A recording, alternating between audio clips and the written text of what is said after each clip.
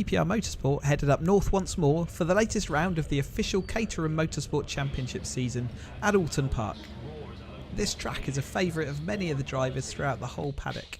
For the teams and event organisers, it's also a hectic event, as due to the noise restrictions in place at the circuit, the whole weekend's racing needs to be compressed into just one day.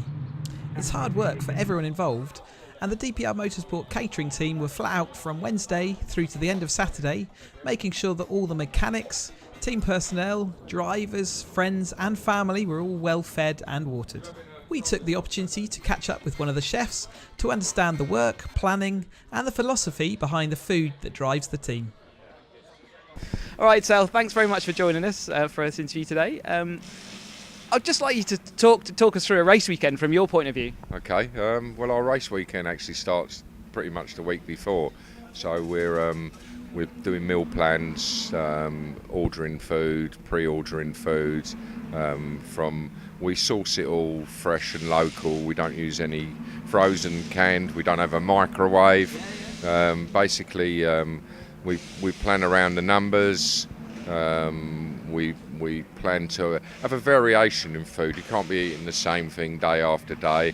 Make it interesting, make it nutritious, make it pleasant. Make it better than Premier, which is kind of where we were sat before we brought you on board. It was pretty much everyone just ate real rubbish, right? So, I mean, what are some of the favourites? Do you get favourite requests from drivers? Yeah, I mean, they love the kofties, the lamb kofties, but it's the heartburn effects of sitting in the car with a spicy lamb koftie. But Scotch eggs was always a big favourite we make.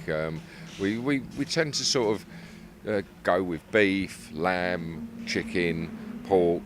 The guys like chicken and pork. They love their full English breakfasts. Breakfast is a big thing, and it sets them up for the day.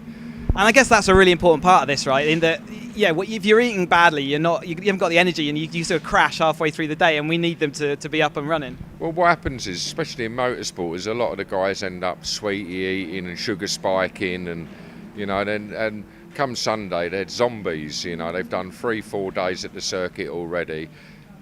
All their energy, all their calories is just gone. They're false calories. So just try and keep them good nutrition, interesting nutrition. The drivers and the mechanics have turned round and said best part of the weekend was the food, and that can't be. We're here to win races.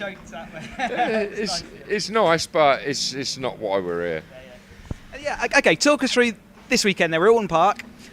What's the menu been today then? What have we had so far, and what have we got to come? Well, we've had started off with breakfast, and then today we had Mediterranean chicken and salad in a wrap. This evening, steak night. Steak night's very important at DPR because it's always encompasses someone's birthday. Because we're such a big team, you pretty much guarantee there's a birthday every race week. Whose birthday is it this weekend, Tel? It's one of the chefs' birthday. Oh, really? Yeah. Birthday. Thank you very much. Yeah, it's my birthday today, and but yeah, it's a good celebration. It's not just food; it's bringing people together, drivers and families and friends and mechanics all interacting, and it gives you a strong esprit de corps, keeps people tight, people swapping information even over the dinner table. Let's go on board with 270R driver Chris Moore for a lap of the Oulton Park circuit. DPR Motorsport driver coach Dave Robinson talks us around. So we're on board with Chris Moore for a lap of Oulton Park this weekend. Coming into the first corner at Old Hall, it's staying left and a really quite a late apex, looking for the bollards on the inside before powering on again in 270s, staying in fourth through there, staying fourth all the way along here as we come towards Cascades, bringing it to the right, little dip in the circuit, and then it cambers in and you're hugging the apex all the way around, powering on down the back straight or the front straight even. Not much of a toe for Chris here, and he's building up towards one of the hardest corners on the track, trying to turn and then lift into Island and then powering on again at the curb. Now comes quite a daunting corner at the shallows hairpin, braking at the change in tarmac and then really using the camber in the circuit to hook that car in. In third through there and then up to fourth again before Britain's chicane.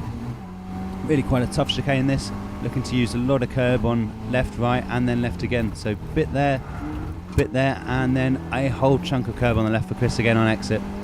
Up the hill, and now coming towards the Knickerbrook chicane. Big braking point at Oulton this, so looking for the board on the left. Will Chris make it? Yes, he will. Good braking from Chris. Apex mid-track, a little bit wide, but then back on the curb on the left-hand side, trying to open up the last right as we go towards the climb back up towards Druids. So quite a steep incline again at Oulton. Circuit's full of it, which is good. And then into the trees. Can be quite slippy here, but it's dry, so all to play for into Druids. Lots of time to be gained. You can see Chris closes on the car in front there, leaving it in fourth, and then onto the final straight towards Lodge. Bit of an overtaking opportunity here. You can see the guys in front are having a go, and we'll see that throughout the race day.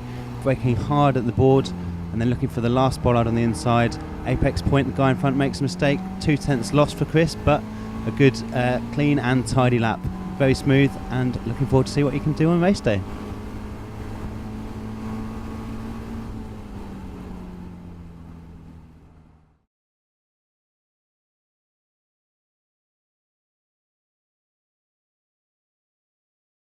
Dan Halstead topped the DPR Motorsport team drivers in qualifying, finishing in third.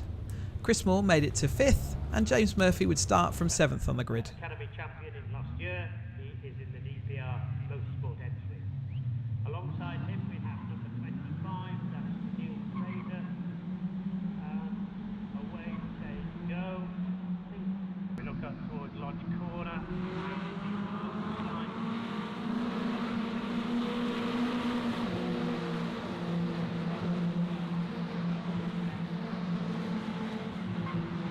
The race was interrupted after a multi-car accident coming out of the final bend in the early laps.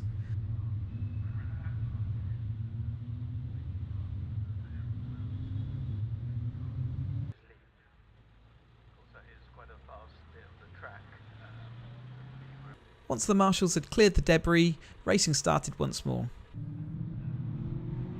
Dan French caught everyone napping at the restart, and he never looked back, pulling out an ever-increasing gap over the rest of the field.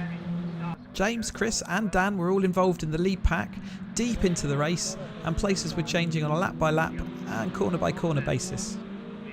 However, there was huge confusion when a red flag was thrown out on track and a three-wheeled Dan French returned to Park Ferme. Nobody was sure what the results were for a long time, and after the regulations had been checked and double-checked, Dan French was still awarded the win based on countback from the red flag. Once the dust had settled, Chris Moore was classified in fourth, James Murphy in fifth, and Dan Halstead in sixth. A strong showing all round.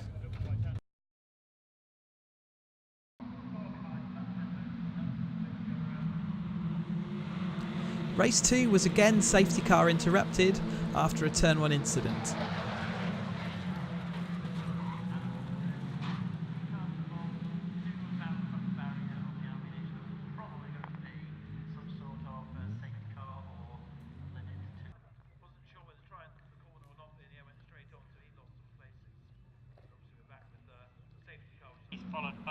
This time, Dan French wasn't able to make a jump on the field, and it was eventually a fast quartet of racers that would battle it out for the win.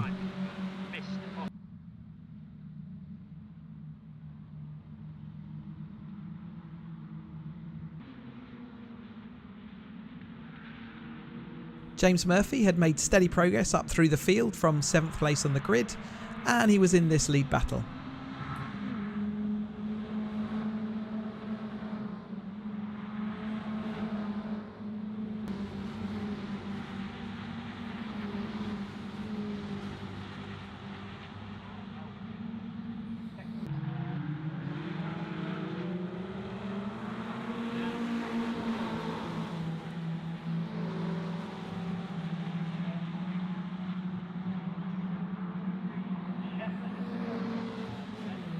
Both he and everyone watching thought he had done it as he crossed the line to take the flag. However, in another shock turnaround in Park Ferme, it was Dan French who was directed to the number 1 spot. A track limit penalty cost James 5 seconds, and that slipped him back to 5th place in the race. Chris Moore was adjudged to have jumped the start, and he was given a 10-second penalty. He finished 10th place on the result sheet despite crossing the line in 4th. Dan Halstead remained penalty-free, but had slipped away from the lead group through the race and picked up 7th place at the flag. Some mixed results for the DPR drivers from the day's racing, and the championship has now really closed up, heading towards the midpoint of the season.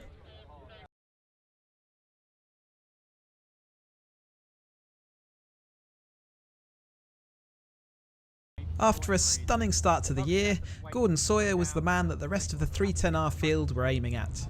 Qualification saw Sawyer snag second on the grid, Andy Perry continued his great form with third, Doug Christie qualified 9th, Harry Landy 25th and Gary Curtis 31st. No, true, but just for this session.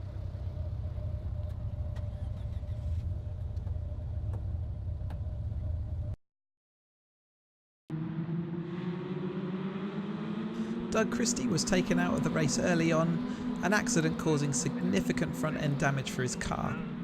The front of the field was an 8-car battle, and every single lap places were changing throughout.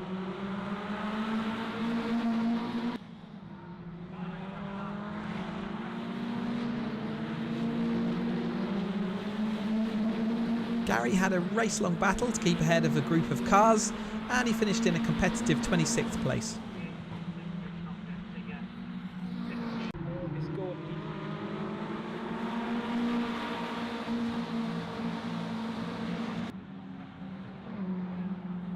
A little further back, Harry Landy had moved up well through the field, but some mistakes meant that he wasn't able to reach the top 10, and he ended up in 17th at the flag. In the front pack, contact between Andy Perry and Jay McCormack at the chicane left nowhere for Gordon to go, resulting in front end damage, and he would struggle towards the end of the race. He did well to hang on to 7th place. Andy Perry was able to recover, and 3rd place was his reward.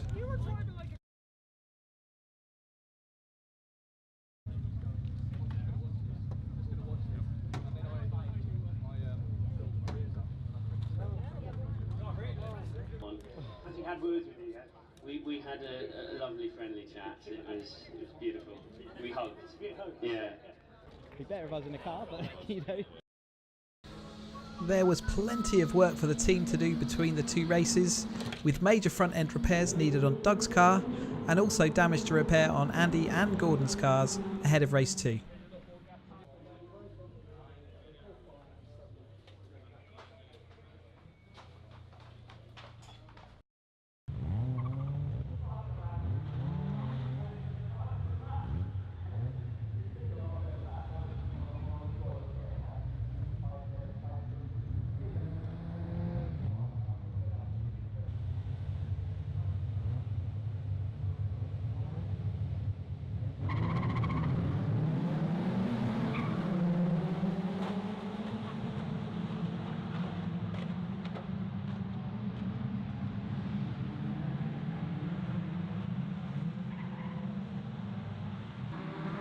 Race 2 was another pack race at the front, an angry swarm of cars all wanting to be first.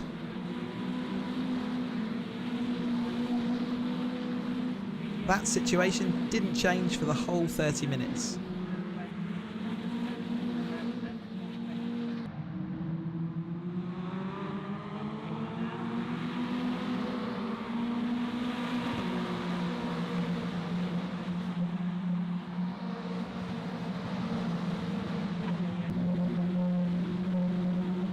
A little further back down the field, Gary Curtis had another race-long battle for position. 28th was his reward. Doug Christie had made up 17 places, all the way up to 15th from the back of the grid. Harry Landy also made a spectacular rise up from the field, 25th at the start, all the way through to a 7th place by the time the flag flew.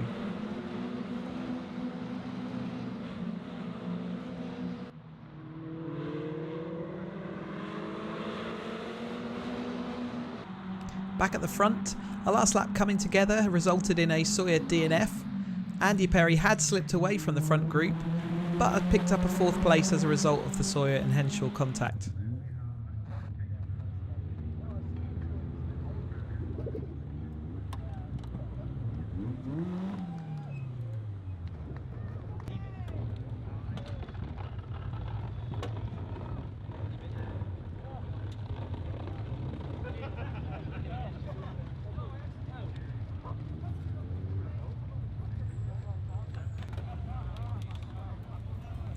Oulton Park had proved to be an attritional weekend for the team, and the championship has now been turned on its head as we approach that halfway point.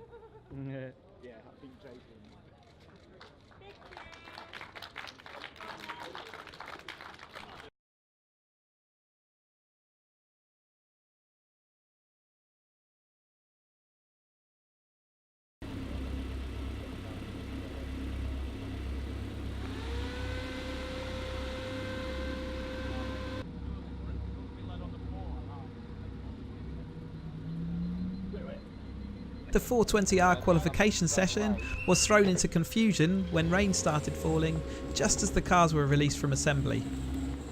A mistake from the team meant that all the DPR drivers would start deep in the field, with Alex Jordan in 21st, William Smith in 20th and Aaron Head starting the race in 19th.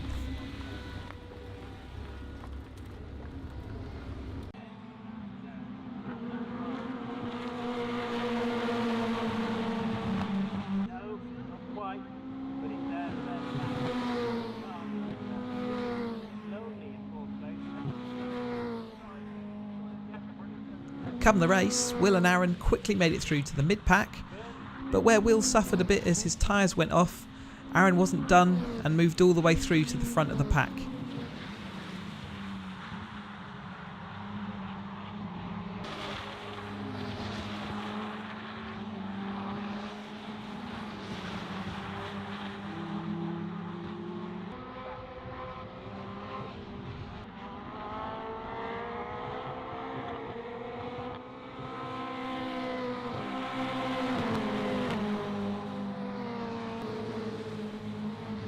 Over the line, 0.05 of a second was all that separated him from third, and only another 0.03 would have seen him up into second place. Will maximised his result with 6th place, and Alex Jordan made great progress to reach 14th. With the championship leader, John Burns, suffering a rare engine failure, the points could prove crucial in the latter part of the year. In race 2, a broken drive shaft caused instant retirement for Will Smith.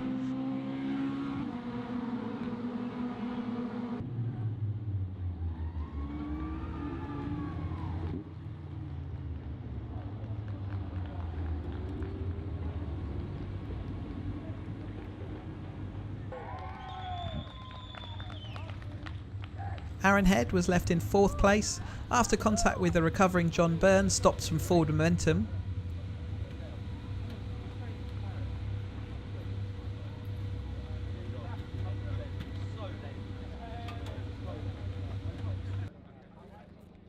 Alex Jordan was slightly disappointed to end in 18th.